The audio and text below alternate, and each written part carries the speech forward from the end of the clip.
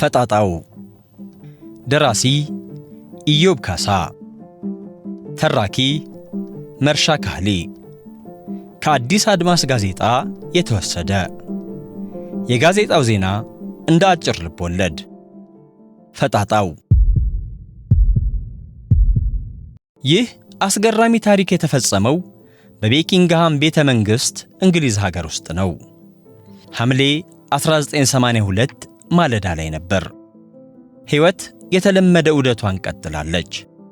ንግሥት ኤልሳቤጥን ድንገት አንድ የማታውቀው ሰው ከእንቅልፏ ቀሰቀሳት። ሰውየው ባዶ እግሩን ነው። ጂንስ ሱሪና ያደፈ ሸሚዝ ለብሷል። የተሰበረ የሲጋራ መተርኮሻም በእጁ ይዞ የንግሥቲቱ አልጋ ጫፍ ላይ ተቀምጧል። የንግሥቲቱ አልጋ ልብስ ላይም ደም ተንጠባጥቧል። ሰውየው አስፈሪ ለሆኑ 10 ደቂቃዎች ያህል ንግሥቲቱን አነጋግሯታል። ደግነቱ አንዳችም የማስፈራራት እንቅስቃሴ አልሞከረም። ንግሥቲቱ ከድንገተኛ ውጥረቷ እፎይ ያለችው የግል አገልጋዩዋ ወደ መኝታ ክፍሏ በገባች ጊዜ ነበር። አገልጋዩዋ ወደ ንግሥቲቱ ክፍል እንዴት ተሽሎክሉኮ እንደገባ ያልታወቀውን እንግዳ ሰውዬ ስትመለከት ወላዲተ ቅድስት ይህን የመሰለ ሰይጣን እዚህ ምን ይሠራል? ስትል ጠየቀች። እውነቷን ነው። የተከበረችው የእንግሊዝ ንግሥት መኝታ ክፍል ውስጥ ይሄ ሰውዬ ምን ይሠራል? ወደ መኝታ ክፍሏስ እንዴት ገባ? ጥበቃዎቹ ሴት ነበሩ። ለመሆኑ ልዑል ፊሊፕስ የት ነው ያለው? የዚህ ልብ አንጠልጣይና አጓጊ ሙሉ ታሪክ አደባባይ የወጣው ከአያሌ ሳምንታት በኋላ ነበር። ንግሥቲቱ መኝታ ክፍል ውስጥ ድንገት የተገኘው እንግዳ ሚካኤል ፉጋን ይባላል። ዕድሜው 33 ነው። በምዕራብ ለንደን ነዋሪ ሲሆን በጌጣጌጥ ሥራዎች ላይ የተሰማራ ነው። ፉጋን ፍርድ ቤት የተጠራው ንግሥቲቱ መኝታ ክፍል ውስጥ በመግባቱ አይደለም፣ ቀደም ሲል በፈጸመው ሌላ ወንጀል ነው። ሚካኤል ፉጋን ቀደም ብሎ ቤተ መንግሥት ውስጥ ገብቶ ነበር ቢባል ማን ያምናል? ግን እውነት ነው። ሰኔ 7 ምሽት ላይ ቤተ መንግሥት ውስጥ ገብቶ እንደነበር ራሱ መስክሯል። ፉጋን የተከሰሰው ግን ከቤተ መንግሥቱ ግማሽ ጠርሙስ ቪኖ በመስረቁ ነው። የዛሬው የለመደሽ ጦጣ መሆኑ ነው። ሚካኤል ፉጋን በብረቶች ላይ ተንጠልጥሎ ዘሎ ከወጣ በኋላ በፍሳሽ ቱቦዎቹ ላይ ተንጠላጥሎ በአልጋ አንጣፊዋ መኝታ ክፍል መስኮት በኩል ድንገት ብቅ አለ። ሰራተኛዋ ከጸሎት ቤት ወደ ክፍሏ መመለሷ ነበር። ከዚህ ሰውዬ ከሲታ ፊት ጋር ድንገት ተፋጠጠች። በአንድ ጊዜ በድን ሆና ቀረች። የምታደርገው ጠፋት። ከአፍታዎች ቆይታ በኋላ እየሮጠች ሄዳ የገጠማትን አስደንጋጭ ጉዳይ ለቤተ መንግሥቱ የሥራ ባልደረቦቿ ነገረቻቸው። ማንም ያመናት ግን አልነበረም። ጭራሽ ጻረ ሞት ነው ያየሽው ብሎ አፌዙባት። ፉጋን ወዲያ ወዲህ እያለ በቤተ መንግሥት ውስጥ ያሉትን ስዕሎች ሲመለከት ቆየና ወደ ክፍሎች ውስጥ መግባት ጀመረ። ጥቂት ክፍሎችን እንዳለፈ በአንዱ በር ላይ ልዕልት፣ በሌላኛው ላይ ደግሞ ማርክ ፊሊፕ የሚል ጽሑፍ አነበበ።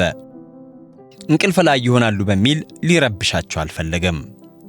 ቀጥሎ ልዑል ፊሊፕ ተብሎ የተጻፈበት በር አገኘ። ከዚያም የልዑል ቻርለስ የግል ክፍል ውስጥ ሰተት ብሎ ገባ። በዚህ ክፍል ውስጥ ለግማሽ ሰዓት ያህል ቆየ። ቢፈልጉ ያዙኝ ብሎ ነው። ማንም ግን ዝር አላለም። በክፍሉ ውስጥ አዲስ ለተወለደው ለልዑል ቻርለስና ለልዕልት ዲያና ልጅ በርካታ ስጦታዎች ተቀምጧል። ከሕፃኑ ልጅ ቆዳ ቦት ጫማ አጠገብ አንድ የወይን ጠጅ ጠርሙስ አለ። ፉጋን ሆዬ ያንን የቪኖ ጠርሙስ ከፈተና 2 ብርጭቆ ተጎነጨለት። እፎይ ጠምቶኝ ነበር። ለንግሥቲቱ ትልቅ ሥራ ነው ያልኩላት አለ ፉጋን ለራሱ። ወቸ ጉድ አለ። በዚህ ሁሉ ሰዓት ውስጥ አንድ ሰው እንኳን መጥቶ እንዲዘው ፈልጎ ነበር። የማይረቡ ማንም የለም አለ ተናዶ።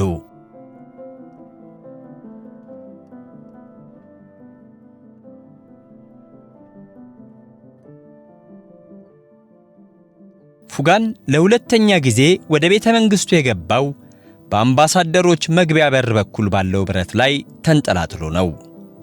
ከጠዋቱ 12 ሰዓት ከ45 ላይ የግቢው ፖሊሶች አንድ እንግዳ የሆነ ሰው ወደ ቤተ መንግሥቱ እንደገባ ምልክት ያገኙ ቢሆንም የፖሊስ ቁጥጥር ክፍሉ ነገሩን ችላ ብሎ አለፈው።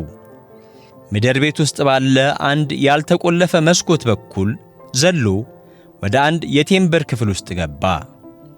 በርካታ ቁጥር ያላቸው የንጉሣውያኑ ቴምብሮች ይታያሉ። ሲገባ ድንገተኛ የጥሪ ደውል ተሰምቶ ነበር። ማንም ከቁብ አልቆጠረውም። አጅሬ በዚያው መስኮት በኩል ተመልሶ ወጣና በቋሚው አሸንዳ ላይ ተንጠላጥሎ ሽቅብ ወጣ።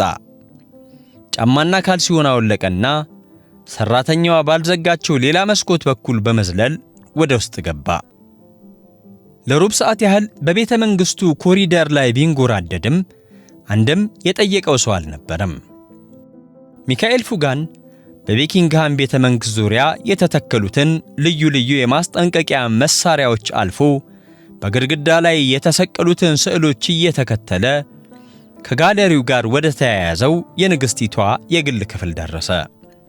የሲጋራ መተርኮሻ በተመለከተ ጊዜ ድንገት ራሱን የማጥፋት ወይም ሕይወቱን የመተርኮስ ሐሳብ ብልጭ አለበት። መተርኮሻውን ሰበረና 1 ሰዓት ከ15 ሲሆን ስባሪውን እንደያዘ ወደ ንግሥቲቱ መኝታ ክፍል አመራ። ንግሥቲቱ ፊት የእጁን ደም ስር በመተርኮሻው ሊቆርጥ አስቦ ነበር። እንዲያውም ወደ መኝታ ክፍሉ ሲገባ የቀኝ አውራ ጣቱ እየደማ ነበር። አገልጋዩዋ የደረሰችው እንግዲህ ይሄኔ ነበር። ሁለቱ ሴቶች እንዴት እንደሚያስወጡት መላው ጠፋቸው። አገልጋዩዋ እንደምንም አድርጋ ከክፍሉ ካስወጣችው በኋላ ንግሥቲቱ ሲጋራ እንድትሰጠው አዘዘቻት። አገልጋዩዋ እንደታዘዘችው አደረገች። ወደ አንደኛው ጓዳ ይዛው ሄደች። በዚህ ጊዜ የቤተ መንግሥቱ እንግዳ ተቀባይ ከሄደበት ስፍራ ተመልሶ መጣ። ምን እንደምታደርግ ግራ ገብቷት የነበረችው ንግሥት ወዲያውኑ ሁኔታውን ለእንግዳ ተቀባዩ ነገረችው። እንግዳ ተቀባዩም ለፉጋን ተጨማሪ ሲጋራና ውስኪ ጋበዘው። እንደ መደለያ መሆኑ ነው። ፉጋን ውስኪውን ከደጋገመ በኋላ ዳግም ወደ ንግሥቲቱ ክፍል ለመግባት ያዙኝ ልቀቁኝ አለ። እንግዳ ተቀባዩ ግን በእጅ አላለውም። የንግሥቲቱ አገልጋይ ወዲያው ወደ ፖሊሶች ጋር ሄዳ ጉዳዩን አሳወቀች። ከመቀጽበት ተረኛው ፖሊስ ከተፍ አለ። የአገሬው የወሬ እናት የሆኑት የለንደን ጋዜጦች የቤኪንግሃም ቤተ መንግሥት አብይ ርዕሰ ዜናቸው ሆነ። ከሁሉም ጋዜጦች ወሬውን ከሕዝብ ጆሮ ለማድረስ ዘ ዴይሊ ኤክስፕረስን የቀደመ ማንም የለም። በ30 ዓመት የንግሥና ዘመኗ ከባዱና አሳፋሪው የደህንነት ጥበቃ መላላት በሚል ርዕስ ዝርዝር ዘገባ አውጥቷል። ዘሰን የተሰኘው ጋዜጣ ደግሞ በሞል ጎዳና ስትጓዝ ውሃ ከጠማህ ለምን ወደ ቤኪንግሃም ቤተ መንግሥት ጎራ ብለህ 1-2 ብርጭቆ የወይን ጠጅ አትጎነጭም ሲል አፍይዟል።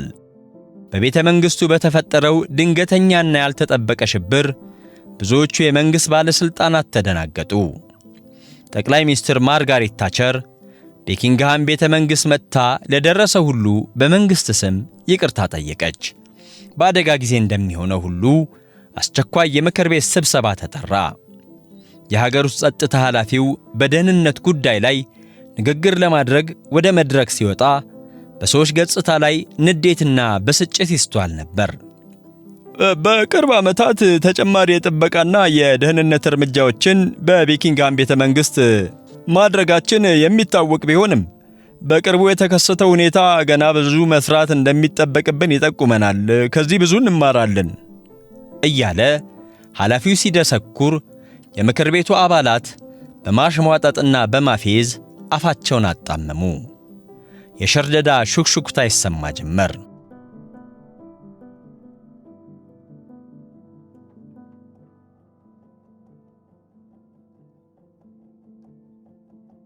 ፉጋን የመጀመሪያ ክሱን ለመስማት ወደ ፍርድ ቤት በሄደ ጊዜ አዳራሹ በሰዎች ተጨናንቆ ነበር። እጁን ወደ ኋላ አድርጎ ወደ ተከሳሽ መቆሚያ ስፍራ አቀና። በየጊዜው ቀና እያለ ቤተሰቦቹን ይመለከትና ፈገግ ይላል። ፉጋን ሳቃለና ለሚስቱ ለክርስቲናና ለእናቱ ለኢቭ እጁን አወዛወዘ። ራሱን በማዝናናት ላይ ያለ ሰው ይመስል ነበር። የንግሥቲቱ ስም በተጠራ ጊዜ ግን ተናደደ። ደሙ ፈላ። የሚናገረው ጠፋው። የንግሥቲቱን ስም እዚህ እንዳታነሳ ኋላ ነግሬሃለሁ ብሎ ጥበቃው ላይ አፈጠጠበት። የንግሥቲቱ ስም እዚህ ከሚነሳ ጥፋተኛ መሆኔን ማመን ይቀለኛል አለ በቁጣ።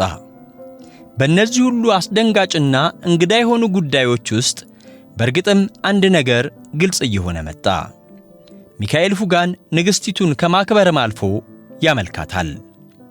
ለዋናው ጥያቄው ፍርድ ቤት በቀረበ ሰዓትም እንኳ ፈጣጣነቱ አልለቀቀውም ነበር። እንደ ተዋናይ ቅንድቡን ወዲያና ወዲህ እያነቃነቀ ቲያትር በሆነ እንቅስቃሴና ፈገግታ ሪፖርተሮችን በዓይኑ ይጠቅስ ነበር። እንዲያውም ይባስ ብሎ የዳኛውን አርቲፊሻል ጥርሶች አውጥቶ በድዱ ከገለፈጠ በኋላ ከእስረኞች ላይ ጥቂት ምግብ አንስቶ በላ።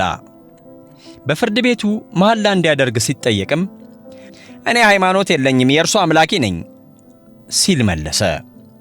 ፉጋን በእግዚአብሔር መኖር የማያምኑ ሰዎች የሚሰጣቸውን መሐላ እንዲወስድ ተፈቀደለት።